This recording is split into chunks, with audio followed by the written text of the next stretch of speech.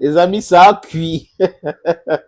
Oh, Seigneur, ça a cuit, ça a cuit. Ça a cuit, oh, ça a cuit entre Zelensky et Zalochny. C'est qui Zalochny? Les deux sont là. C'est le militaire, le chef d'état-major de l'armée ukrainienne. Oui, s'appelle Zalochny.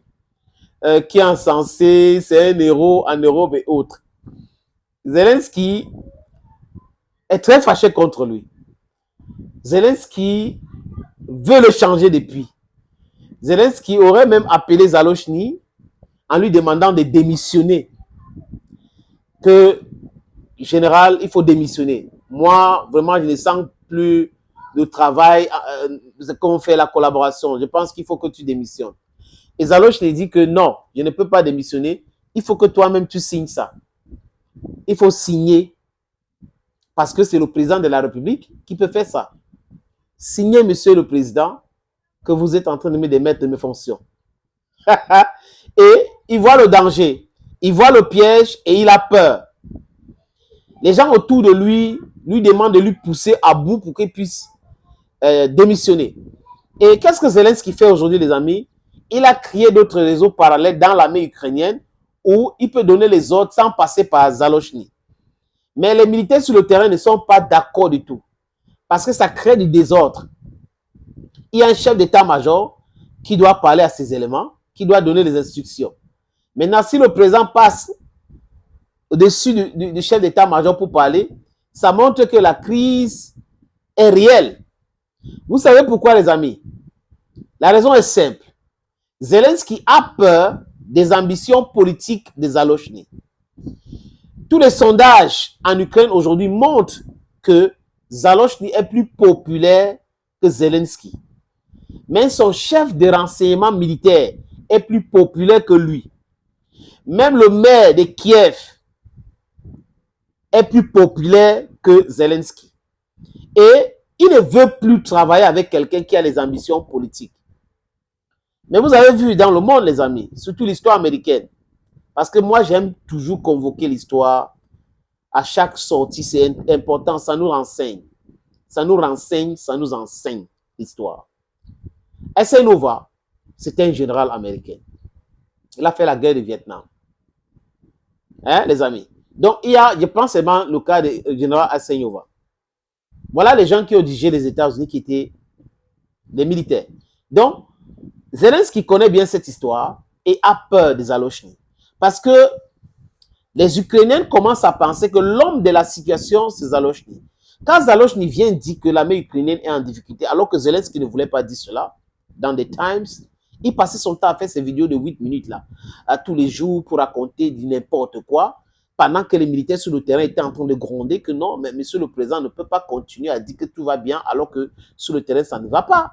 Le nouveau ministre de Défense a même dit qu'il y a des histoires de corruption concernant la nourriture qu'on ravitaille aux militaires ukrainiens. 1,2 million d'euros d'argent de nourriture détourné. Donc, c'est cette complexité-là. Les militaires voient autre chose sur le terrain. Le président est en train de parler d'autre chose. La Russie a la puissance de feu de 15 contre 1. Et là, la Russie continue d'épuiser la capacité des OTANiens d'envoyer les armes. À chaque fois qu'ils envoient, ça épuise, ça s'épuise. Et pour produire, ça coûte cher. Donc, du coup, les OTANiens sont en difficulté. Mais bon, on la chauffe, les autres disent non, on va continuer parce qu'ils n'ont pas de choix. Le monde entier est en train de les échapper. Les pays qu'ils ont colonisés, qu'ils ont spoliés, sont en train de les échapper. Et la Russie est dans cette démarche de la multipolarisation du monde aujourd'hui. Et ça fait très mal à l'Occident, les amis. Alors, Zelensky, est-ce que Zalochny va démissionner? Je doute fort. Les proches donc de Zalochny disent que non, le chef d'état-major ne va jamais démissionner. Il est en train de faire de son travail. Il y a la guerre.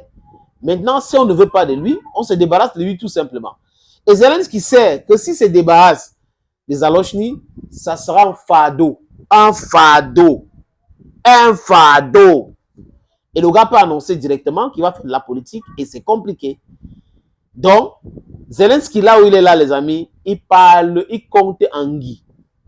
Il est en train de compter en Guy. C'est de ça qui est question aujourd'hui.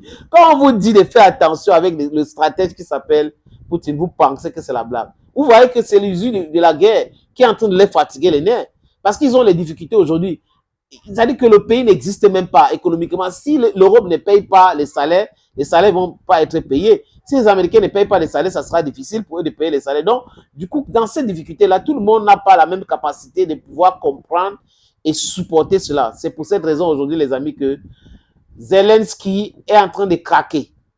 Il veut que Zalochny soit son marionnette. Le gars dit, nada, nada. Je ne suis pas un marionnette, je suis un militaire. J'ai dit des choses telles que je les vois sur le terrain. Et si on me donne le micro, je vais dire exactement cela. S'il n'y a pas de micro, il n'y a pas de problème. C'est dépasser l'époque où le mensonge, pendant les périodes ou pendant les guerres, réussissait. Aujourd'hui, il y a les réseaux sociaux. Vous ne pouvez pas mentir. Quand vous regardez la communication des Russes, ils communiquent en temps réel. Quand il y a quelque chose contre eux, ils communiquent. Mais quand vous regardez les Ukrainiens, c'est comme si la guerre ne fait rien, alors qu'on est en train de grappiller les territoires. L'autre jour, à Zaporizhia, il y a beaucoup de villages qui sont tombés. À Zaporizhia. Donc, ce sont ces éléments-là qui fatiguent les nerfs de Zelensky. 0-0. 0 Asia. On dit que ne croyez pas aux Américains et les Otaniens, on croyait que c'est la blague. Ces gens-là, ils n'ont pas d'amis. Et quand bientôt ils vont vous dire, c'est bon là, nous ne voulons plus continuer dans ça, vraiment, on est déjà fatigué. Et c'est fini, c'est irréversible. Cette nouvelle ordre mondiale là, de la multipolarisation, c'est une bonne chose, les amis, pour tout le monde. Thank you, friends. Thank you again and bye-bye.